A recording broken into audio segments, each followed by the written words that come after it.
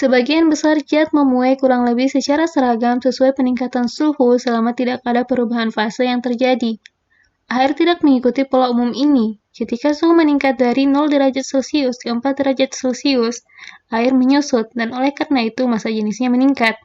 Di atas 4 derajat Celcius, air berperilaku normal dan volumenya memuai ketika suhu meningkat. Air memiliki nilai massa jenis terbesar pada suhu 4 derajat Celcius, yakni 1 gram per cm kubik. Hal ini dapat dilihat dari kurva massa jenis terhadap suhunya. Sifat anomali air ini dapat menjelaskan mengapa kolam mulai membeku pada permukaannya. Ketika suhu udara turun, misalnya dari 7 derajat Celcius ke 6 derajat Celcius, permukaan air juga akan mendingin sehingga volumenya menyusut.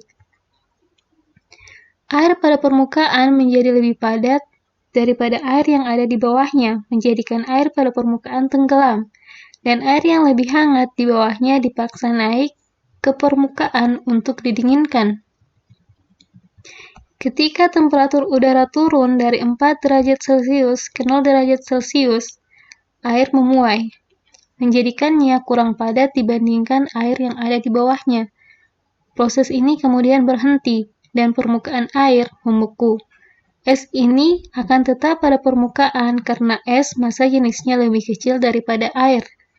Lapisan es ini kemudian menghalangi aliran panas yang ada di bawahnya sehingga air yang berada di dekat dasar tetap pada suhu 4 derajat Celcius. Jika kasus ini tidak terjadi, ikan dan berbagai bentuk kehidupan dalam air tidak akan terselamatkan.